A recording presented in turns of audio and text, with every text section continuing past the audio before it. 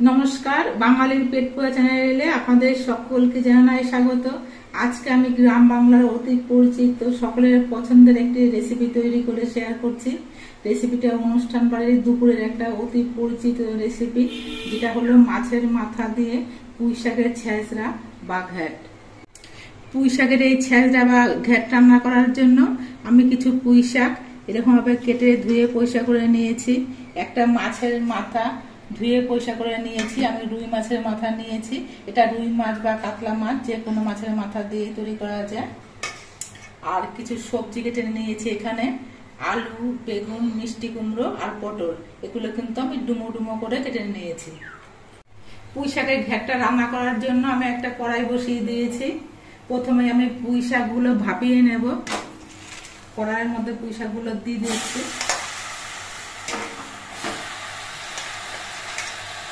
আমি অনেকটা পুঁই শাক নিয়েছি, এটা ভাপানোর পর কিন্তু পরিমাণে অনেকটাই কমে যাবে।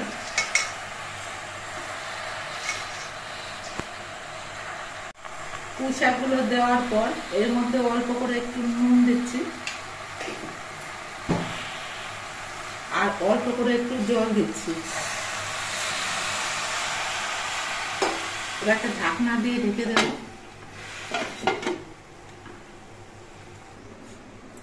এবার মাছের মাথাটায় আমি নুন আর হলুদ মাখিয়ে নিচ্ছি।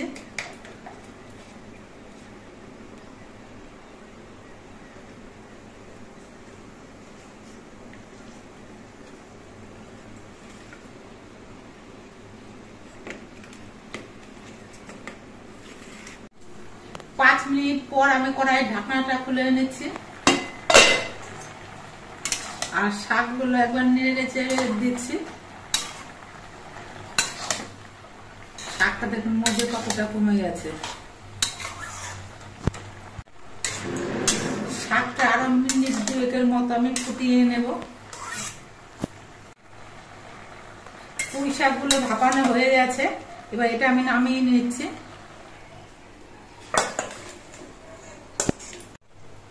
কড়াইটা আবার আমি গ্যাসের মধ্যে বসিয়ে ভালো মতো গরম করে নিয়েছি।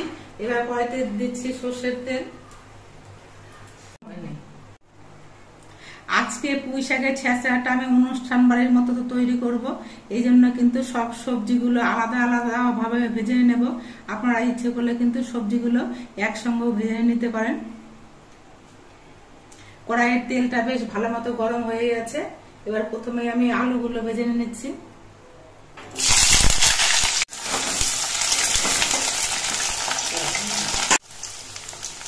আলুগুলো ভাজার সময় একটুখানি নুন দিচ্ছি।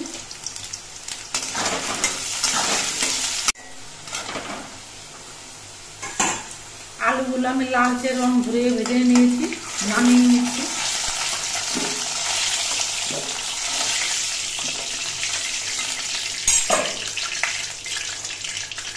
এবার বেগুনগুলো ভেজে নিচ্ছি।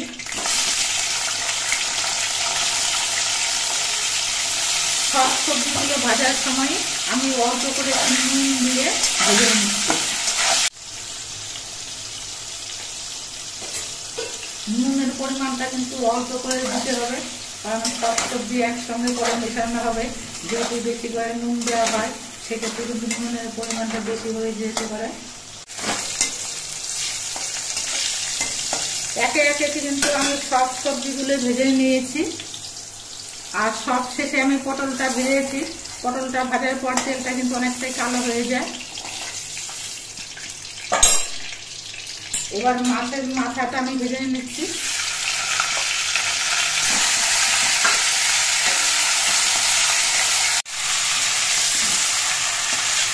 মাছের মাথাটা উল্টে পাল্টে নিয়ে আমি একটু কড়া করে ভেজে নিয়েছি এবং নামিয়ে নিচ্ছি।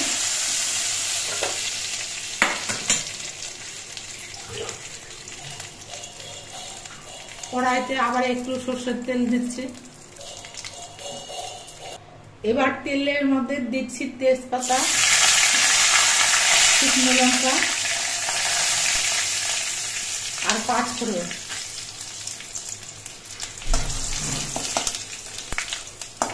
এবার এগুলো নাড়াচাড়া করে ভেজে নিতে হবে।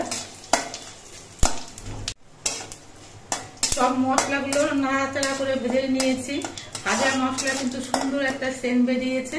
এবার এর মধ্যে দিয়ে দিচ্ছি কোচানো পেঁয়াজ।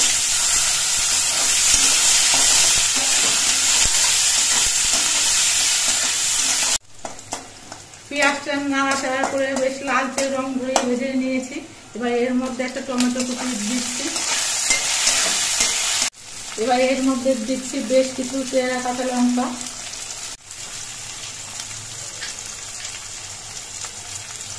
অল্প করে একটু রসুনের গুঁড়ো, 8 চামচ আদার গুঁড়ো। এবার এগুলো নাড়াচাড়া করে ভেজে নিতে হবে যাতে রসুনের কাঁচা গন্ধটা চলে যায়। রসুনের গুঁড়োটা দিয়েও আমি মিনিট 2 নাড়াচাড়া করে নিয়েছি। এবার এর মধ্যে দিচ্ছি ছোট চামচের 1 চামচ হলুদের গুঁড়ো আর 1 চামচ জিরের গুঁড়ো। একটুখানি জল দিচ্ছি যাতে মশলাটা পুড়ে না যায়।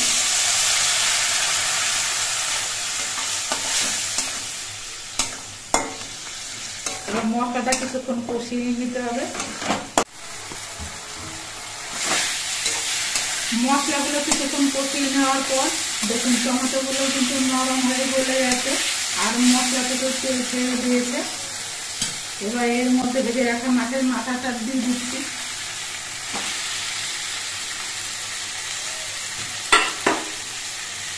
মাছের মাথাটা দিয়ে নিয়ে তেল মিশিয়ে নেব আর মাথাটা একটু ভেঙে দিচ্ছি।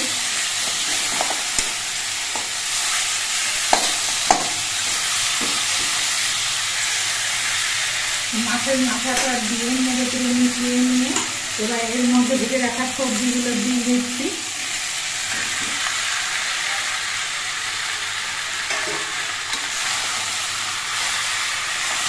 সবজিগুলো নেড়ে তেলে মিশিয়ে নিলাম।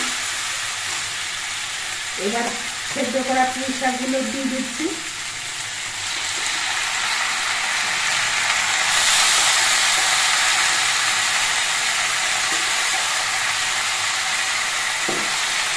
পুঁই শাকটা দিয়েও নেড়ে তেলে মিশিয়ে নিতে হবে।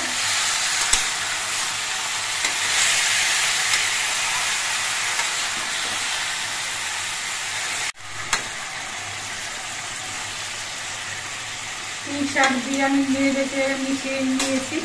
এবার পুঁই শাক সেদ্ধ করা দিয়ে অল্প জল ছিল, সেই সামান্য জলটুকু দিয়ে দিচ্ছি, তাহলে সবজিটা ভালোভাবে সেদ্ধ হবে। এবার একটা ঢাকনা দিয়ে আমি কিছুক্ষণের জন্য ঢেকে দিচ্ছি। 5 মিনিট পর আমি ঢাকনিটা খুলে নিচ্ছি। আর পুঁই শাকগুলো কিন্তু নেড়ে দিতে হবে, নাহলে আবার নিচে লেগে যেতে পারে।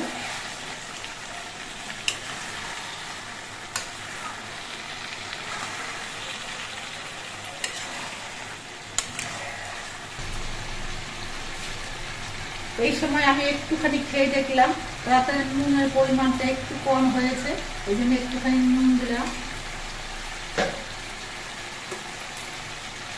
নুনটা দিয়ে আমি মিশিয়ে দেবো।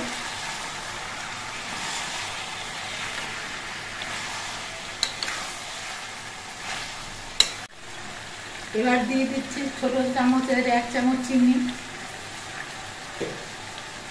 চিনিটা দিয়েও নেড়ে চেড়ে এবার ভালো করে মিশিয়ে নিতে হবে। আমার কড়াইটা একটু ছোট হয়ে গেছে, নাড়তে একটু অসুবিধা হচ্ছে। বেশ কিছুক্ষণ পুঁই শাকের ঘ্যাটটা রান্না করে নেওয়ার পর পুঁই শাকের সব সবজিগুলো কিন্তু সুন্দরভাবে সেদ্ধ হয়ে গেছে। আর পুঁই শাকের মধ্যেও কিন্তু কোনো জল নেই, সব জলে কিন্তু শুকিয়ে গেছে। আর পুঁই শাকটা কিন্তু বেশ মাখো মাখো হয়েছে। এরকম পুঁই শাকের ঘ্যাটটা আমার প্রায় তৈরি হয়ে এসেছে। এবার নামিয়ে নেব। এবার সব শেষে দিয়ে দিচ্ছি গরম মশলা গুঁড়ো।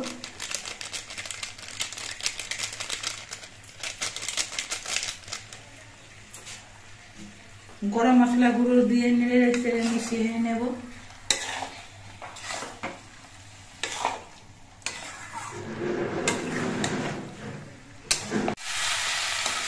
গরম মশলা গুঁড়ো দিয়ে আমি নেড়ে চেড়ে মিশিয়ে নিয়েছি। এবার গ্যাসটা অফ করে দিয়ে আমি নামিয়ে নিচ্ছি।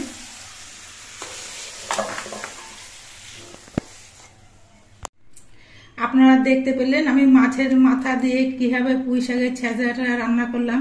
এইভাবে পুঁই শাকের ছেঁচড়া রান্না করলে খেতে কিন্তু বন্ধুরা ভীষণ ভালো হয়। আমার রান্নার পদ্ধতিটা আপনাদের কেমন লাগলো কমেন্ট করে জানাবেন।